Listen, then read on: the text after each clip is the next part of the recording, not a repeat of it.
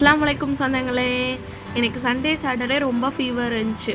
அதனால் என்னால் எதுவுமே செய்ய முடியலை. ஃபுல்லாக வீட்டில் மாமியார் நாத்தனா அவங்க தான் பார்த்துக்கிட்டாங்க. மண்டே அவங்க ஊருக்கு போயிட்டாங்க. என் ஹஸ்பண்ட் என் கூட இருந்தார். சரி நம்ம மதியம் எதுவும் சமைக்க வேணாம், வெளியே போய் சைவ சாப்பாடு சாப்பிட்லான்னு சொல்லி அவர் சொன்னார். சரின்னு சொல்லி நானும் எந்த வேலை பார்க்காம கொஞ்சம் ரெஸ்ட் எடுத்துகிட்டு மதியம் போல் நானும் அவரும் சாப்பாடு வாங்குறதுக்காக வெளியே போனோம். ரொம்ப தூரத்தில் இருந்த ஒரு 15 மினிட்ஸ் பக்கத்தில் இருக்க கடையிலலாம் போய் சைவ சாப்பாடு வாங்கினோம். எல்லாருமே நல்லாயிருக்கும்னு சொன்னாங்க. போய் அங்கே வாங்கிட்டு வர வழியில் இளநி குடித்தோம். ஏன்னா சூடும் ரொம்ப இருக்குது உடம்புலன்னு சொல்லி இளநி வாங்கி கொடுத்தாரு. இளநி குடிச்சிட்டு வாங்கின சாப்பாடை எடுத்துகிட்டு ரிட்டர்ன் வீட்டுக்கு வந்துட்டோம். வந்தோடனே சாப்பிட உட்காந்துதான் ரொம்ப பசி. 2 மணிக்கு மேலே ஆயிடுச்சு. கொடுத்த இலையில தண்ணியை தெளிச்சுட்டு அப்பளம் கொடுத்துருந்தாங்க. ஒரு அப்பளம், அப்புறம் சோறு, நல்லா 2 பேர் சாப்பிட்ற அளவு சோறு கொடுத்துருந்தாங்க.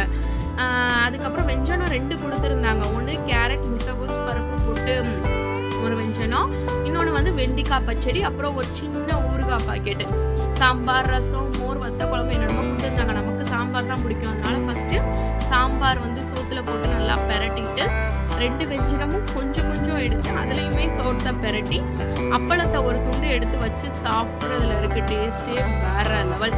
நானும் என் ஹஸ்பண்ட் நல்லா சாப்பிட்டு முடிச்சுட்டு டிடி ரிட்டர்ன்ஸ் படம் ரொம்ப நாளாக பார்க்கணும்னு ஏற்றி வச்சுருந்தோம், பார்க்கவே இல்லை. அந்த மூவியை பார்த்து முடிச்சேன். அன்னைக்கு மதியம் ஓடி போயிடுச்சு.